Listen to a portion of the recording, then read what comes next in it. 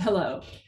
This is the abbreviated get to the punchline version of the video that I recorded a few days ago, in which I talked about the next couple of weeks between the full moon last week on February 16th, 2022, and the new moon coming up on March 3rd, 2022.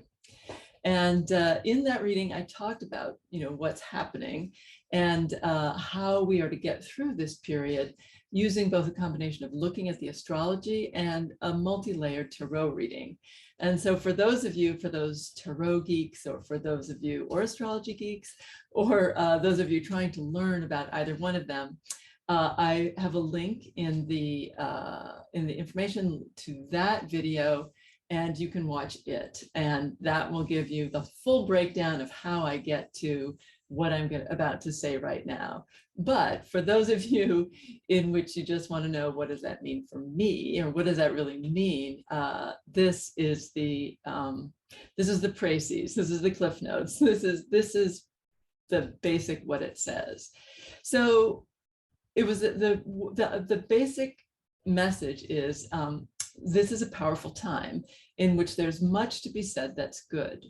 There's a strong feeling of connection, a strong feeling of connection to others, to particular others, to those with whom we are close, to our beloved, or to people that we have, to friends, even to those we have a close connection to, and also to our heart's desire, to our ability, to what we feel drawn by our heart to do. And we are feeling this sense of connection in a way that's both passionate and deep, and also caring in a practical way. So in many ways, it's a lovely time in which we might find ourselves more aware of beauty, the beauty that's all around us, and the sort of a precious, ephemeral nature of life. There's a strong spiritual and selfless energy building that can show itself in our work, in our relationships with others, and also as a sense of depth and ease in creative enterprises, and also likewise a sense of depth and power or meaning in meditation or spiritual practice. And dreams might also be especially powerful these days. So all of this is good. However, in an important relationship, or in important relationships, and also likewise in meaningful creative endeavors, or both, we may feel that we are, stuck, or that we're being something of a wuss or a pushover, that we're a little bit too dependent or codependent. And that feeling of being stuck, that sense that we're stuck, and is key. In the face of all the good things happening, we might feel a little bit edgy, unhappy and disempowered, thinking that we should be able to assert ourselves more. We should be able to take ownership of our time and space and our needs, more clearly or effectively. We should be able to, impose the circumstances, the limitations that seem to be best, but we're not able to. We might feel that our personal space isn't being respected, and we might blame ourselves for our inability to establish clear and effective boundaries in the face of the needs, the genuine needs, or the neediness of others or of another. As a result, we might end up feeling trapped and helpless, probably annoyed, and kind of like unable to access our happy place. And as if our resources are also being somehow limited as a result of all of this. We might feel a need to push others away in attempts to regain some sense of autonomy, or we might feel that we're being pushed away when there is a genuine need for help on our part, or a genuine need for the help or the companionship of another person. So we can feel frustrated that there's such a powerful sense of connection to creative, to love, or to creative or spiritual inspiration, but that resources or circumstances are preventing us from acting in a way that's kind of, concerted and clear, or the way that we feel we should act. So what are we supposed to do about this? Well, the issue, it turns out, is actually less what we do than how we perceive ourselves, our situation, and how we perceive what we're doing or not doing. we think that there's something at stake. We think that there's an issue of like success or failure, like some sort of manifestation or material, something that might materialize if we behave the right way and won't materialize if we don't. And that is the problem. The problem is that we think that.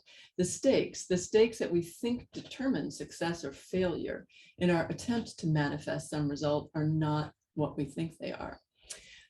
This kind of perception of failing to achieve some end result or goal, that's the problem. That is not the issue.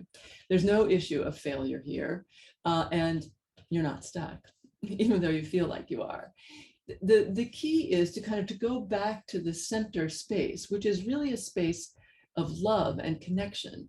And sometimes the right thing to do is sometimes what is really truly the right thing to do is not the thing that seems to get you the solid results that you want. It's not, you have to trust that that there's something deeper at stake here. There's something deeper guiding you, and that you are, look at what you think is the source of your stuckness and look deeper.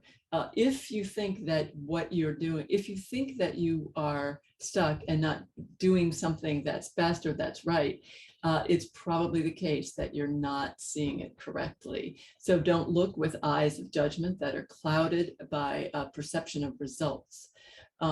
Results will come, but often there's more at stake than we acknowledge. What is it that you think that your heart actually wants or is hearing? What message is your heart getting that is behind your actions? Why are you acting or not acting in a certain way if you think that that other way is best? It might be that there's a message coming through from your heart that knows better. And that's probably the case these days.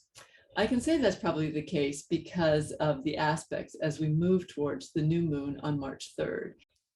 I'm not going to talk a lot about the aspects for the new moon on March 3rd because I'll post another video as we get close. And it's really quite a powerful one. And there's a lot to be said as we move towards it. But we have Venus and Mars moving together through Capricorn towards Pluto. So Venus and Mars is passion and love, male and female, drive and creativity, moving towards Pluto, which is, like the transformative power of death and regeneration. And then we have the new moon in Pisces with two other planets in Pisces, which is, spiritual and creative and self-sacrificing. And there's more. So there's a lot going on. And as right now, this is about how do we move through to this powerful time. And the most important thing is that in the face of feeling that something important is at stake and that we are stuck in terms of acting as we feel that we should, or as that we determine, that we should for maximum result, and that our dependency or codependency is responsible.